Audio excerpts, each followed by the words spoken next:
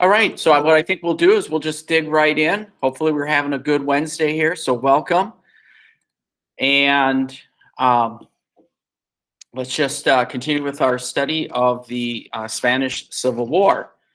And so, as you can see, our agenda, I want us to talk a little bit about leaders, and then focus a little bit on the course of the war, how it is being fought. So it speaks to the course and the nature of the war, and then also give some time for it. So when we talk about here, looking in the chat, I have a question. Do individual leaders, all right? And so I suppose when we talk about individual leaders, we're talking about people like the person that we are studying in the Spanish Civil War, Francisco Franco, or we can think of maybe our own U.S. presidents, whether it's Donald Trump, Barack Obama, George W. Bush, even our current president, Joe Biden, or look back at some of the older presidents or previous, I should use the word previous presidents from eras gone by, John F. Kennedy, Harry Truman, FDR, Abraham Lincoln, George Washington, all those. Do we think individual leaders drive history, or do they reflect the will of the people? So throw your little response in there, would be great.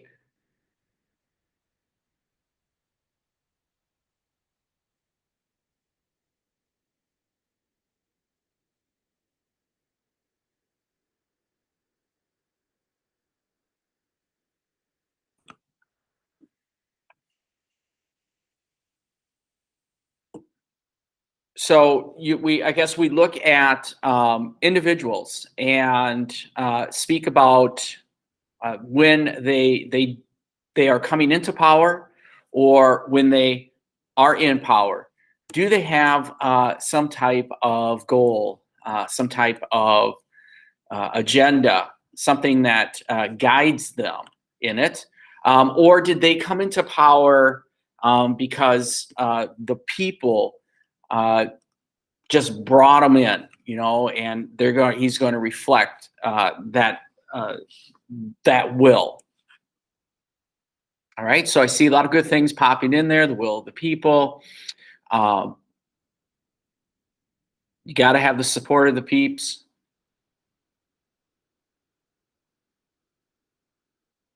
Okay.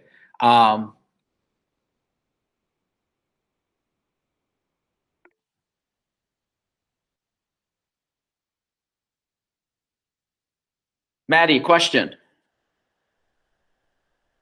No, sorry, that was an accident. All right. Okay. It's like in class when someone's like, doing a stretch, and it's like, you got a question? But, driving history as well. Okay. So I think you got to look at the character of that person as well. So if we think of those individuals who drive history, it's nice to have perhaps the will of the people, but there's something else maybe, and that perhaps the people just get on board. So when we look at authoritarians, these could be individuals who might just be driving history. You look at former U.S. President Franklin D. Roosevelt. We throw him up there on a pretty high pedestal, and he had this comprehensive program known as the New Deal.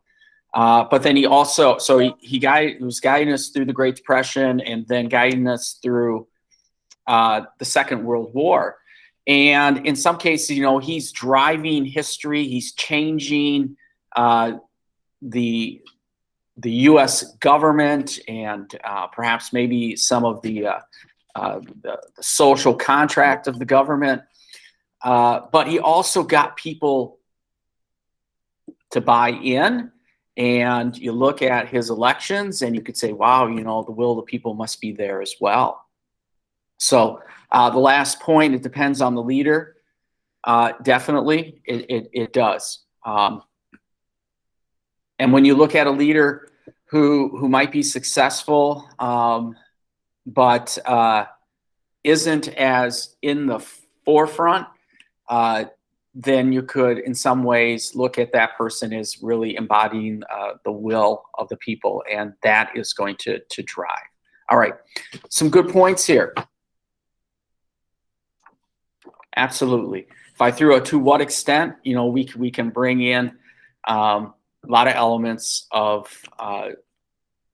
driving or representing will. Okay, good points. Good points.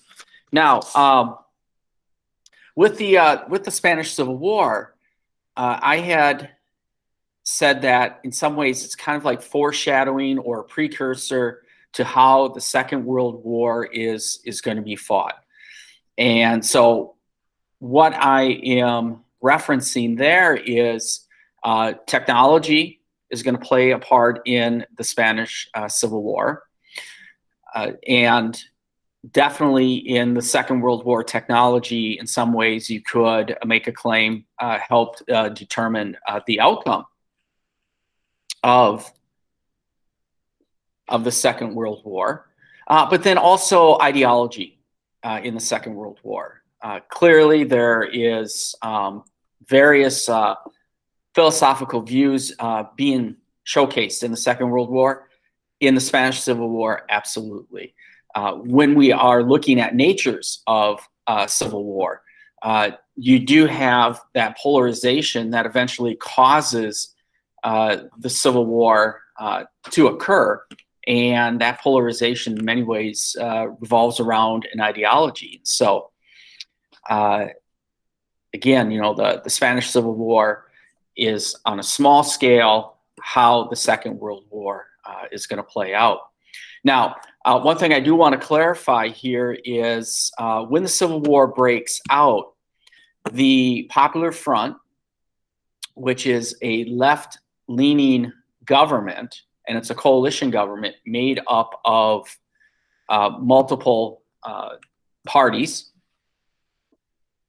they're in charge of Spain. So when the war breaks out, they are in charge. And so that's why we refer to them sometimes as loyalists or Republicans. They represent the Republic.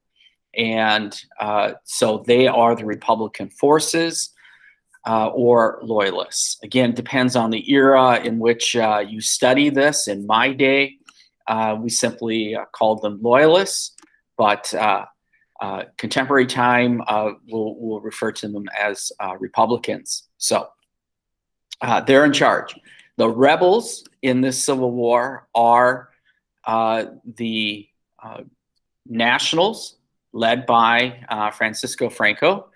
He is a member of the Falange Party, but there are other right-leaning groups as well, and some of those are monarchist-type groups.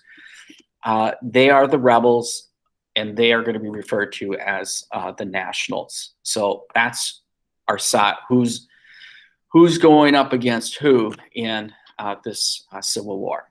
Now I got a little video clip here, and it's about 9 minutes, closer to 10, and it really does, I feel, a good job of highlighting the nature of the Spanish Civil War. Who's fighting, how they're fighting, the type of technology, and some of the atrocities that will be committed during the Spanish Civil War, all in this almost 9-10 minute little clip here.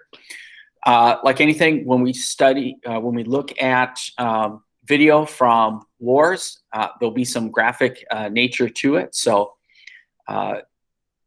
viewer discretion will apply here as well. And think about, you know, how this war is playing out, and feel free to share your reflections in the chat and when we get done here. So let's take a look at this 10-minute clip, 9-10-minute clip.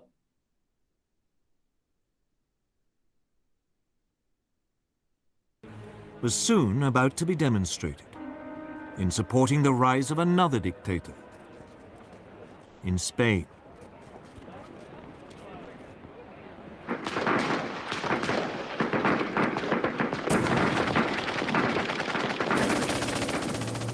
In 1936, civil war erupted in Spain. It was exceptionally vicious, setting family against family, communist against fascist, believers against atheists.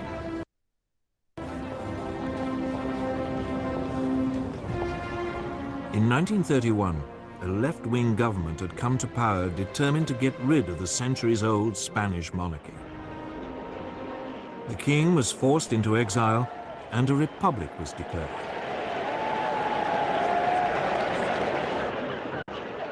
In February 1936, the parties of the left combined in a popular front to take on the forces of the right in a general election. The Popular Front won narrowly. Even though its reform program was modest, the wave of strikes and land seizures led the right to fear that a communist takeover was inevitable.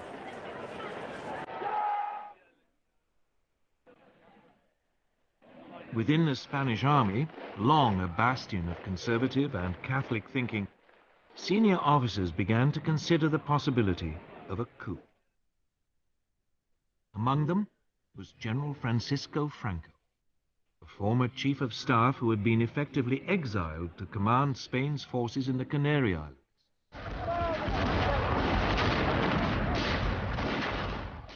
On July the 17th, 1936, the units of the army fighting guerrillas in Spain's colony in Morocco mutinied.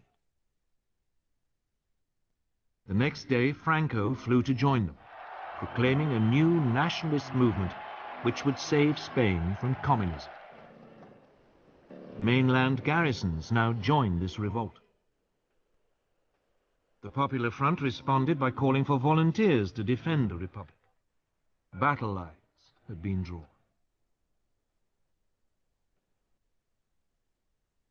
At first, Franco faced problems. He and his army were in North Africa, and he had to get across the Straits of Gibraltar back to Spain. So he turned to the one person he thought might help: Adolf Hitler.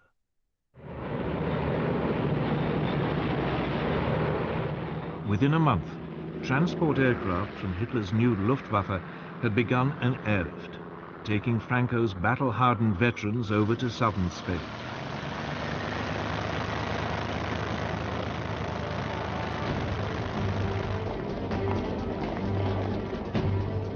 At this stage, the Republic still seemed to have the advantage. The pro-Franco military uprisings in Madrid and Barcelona were quickly crushed, leaving it in control of most of the east of the country. Franco's nationalists were confined largely to the northwest and part of the south.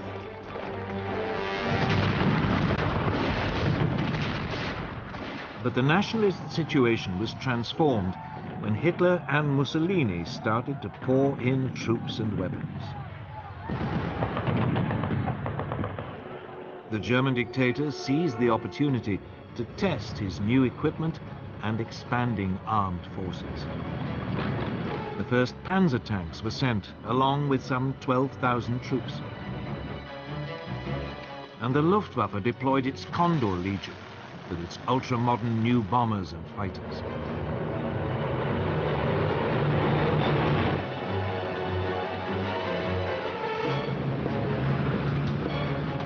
Mussolini sent a so-called volunteer corps of 50,000 men and more than 700 aircraft.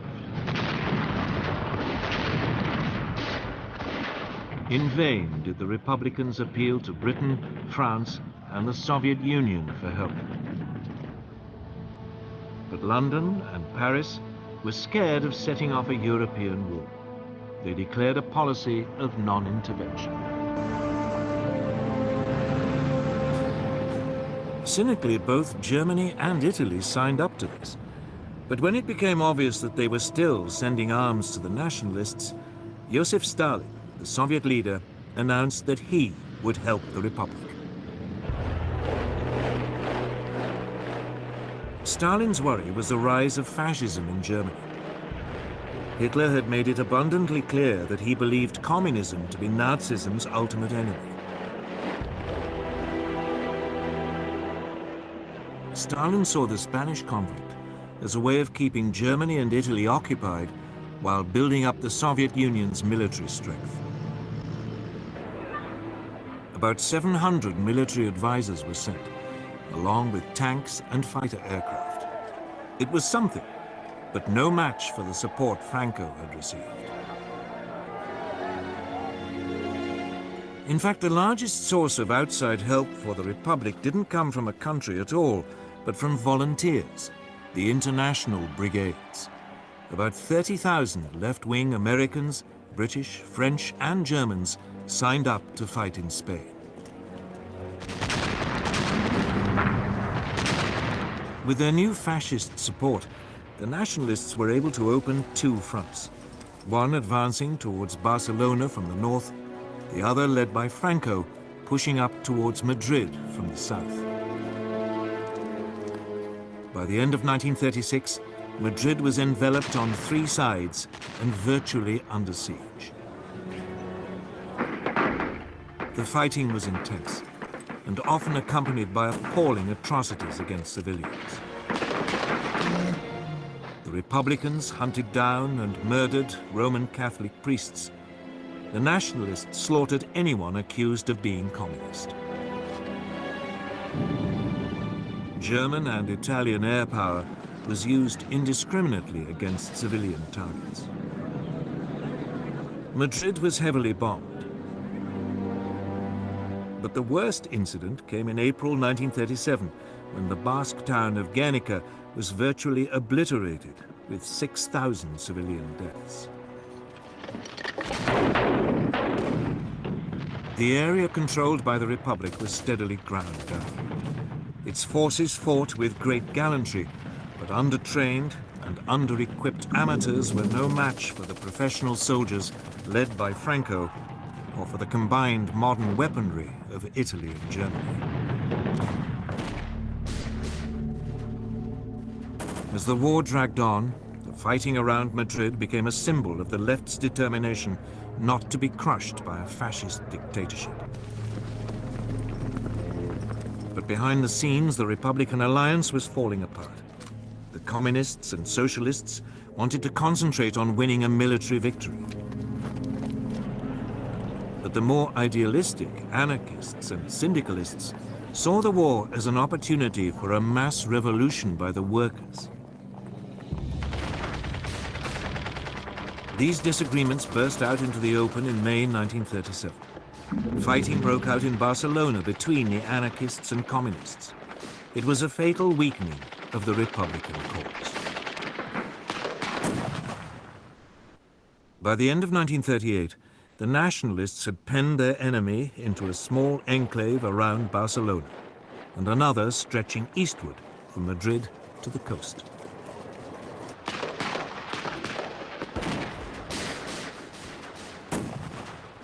Madrid continued to hold out, but the international brigades were withdrawn.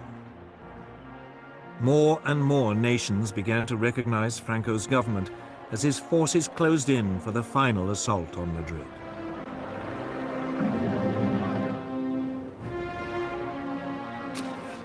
At the end of March 1939, its defenders, exhausted after nearly 3 years of fighting, the capital finally surrendered.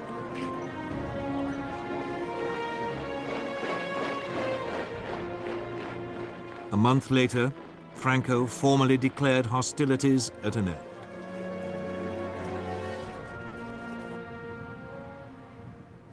The scars of Spain's civil war took years to heal, and in some ways, they never have.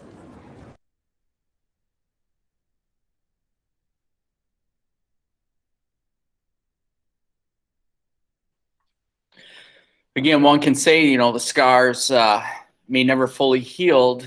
As I mentioned yesterday, just simply when moving the body of Francisco Franco from a massive tribute to the Civil War moved him to a smaller cemetery. It stoked memories of the Spanish Civil War, and of course, finding the mass graves and beginning to identify also brings that up.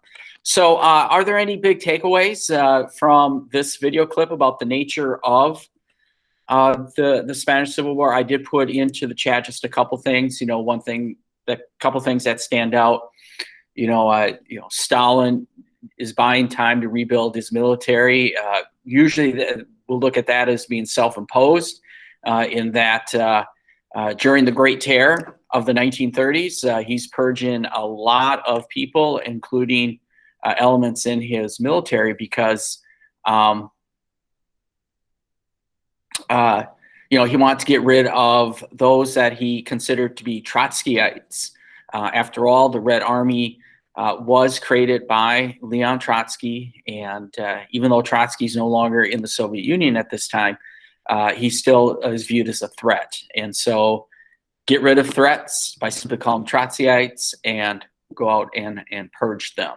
So he has that. Stalin playing chess, he is in some ways playing chess, and one looks at the conclusion of the Spanish Civil War and the Munich Agreement that was signed that cut Czechoslovakia in two as another part in that game in which he is going to still buy some time by creating some non-aggression pacts with Germany, but then also with Japan. Stalin is very calculated in what he is doing here. All right, and then I also threw in a civil war within a civil war, which kind of highlights problems for the Republicans. They're very divided, and it plays out in the Civil War. And in some cases, the nationalists, they just need to sit back, let the Republicans fight it out amongst each other, and then just swoop in like they did. Anyone else have some takeaways here?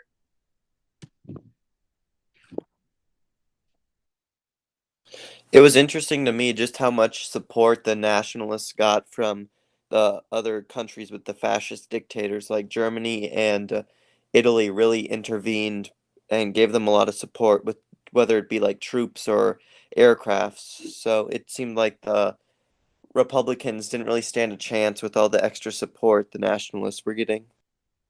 Well, that's a good point. And one would say is if this Civil War continues to drag on, it's going to be to the advantage of the nationalists because of that support.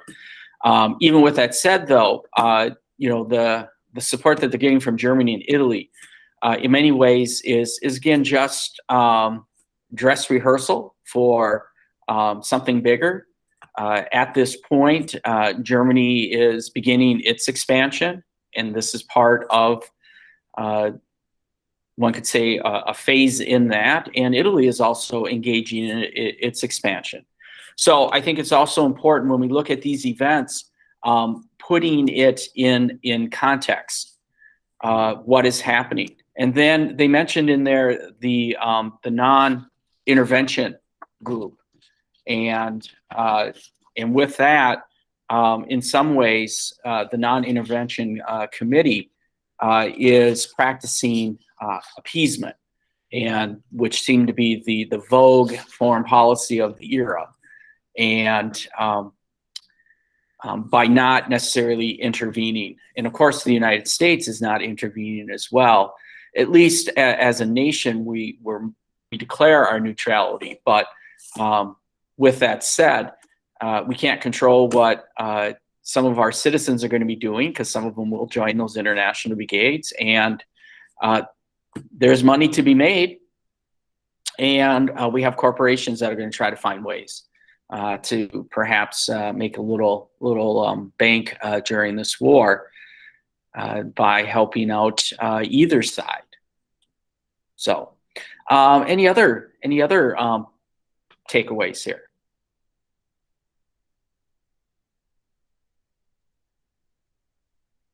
I think my last point here is in civil wars, but then also as, again, a foreshadowing what's going to be happening in the Second World War. There really isn't a lot of distinction between combatants and civilians. And in a civil war, the lines are blurred. And so if we look at the amount of victims that's going to be happening here, a lot of them will be civilians. And in some cases, whether it's the nationalists or Republican forces, when they move into an area and they take it over, they are cleaning it up and targeting those who they feel are aiding the other side. So there's a lot happening here from 1936 to 1939 that speaks volumes to the nature of this conflict. All right. So thank you again. I appreciate everyone who is participating and reflecting on this. So please continue to do that. That'd be fantastic. Now, today, the assignment is due on the Spanish Civil War in 10. And so you do have those 10 events, which is important to show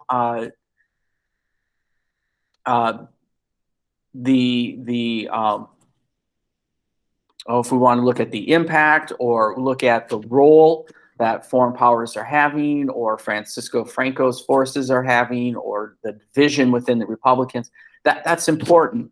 But also the takeaways then is looking at, why is the Nationals winning? What's in their formula, and you're looking at those components at the end, as well as, why did the Republicans lose? They were swept into office, but they did not at the end win. And so maybe it was that foreign policy, foreign intervention. And then that final question is also about the foreign intervention. Same thing that I asked you when we studied the Chinese Civil War. Going to ask you to do that about the Spanish Civil War, and so we can get some comparisons there as well. All right. So with that, I'm going to leave this this Google Meet open so you can stay on, work on the Spanish Civil War in 10. If not, you can exit. Have a great day. I do want to give you props for everyone has attended, so that's huge. Let's continue this. All right. So you're free to go or stay on, work on this activity, and ask me questions.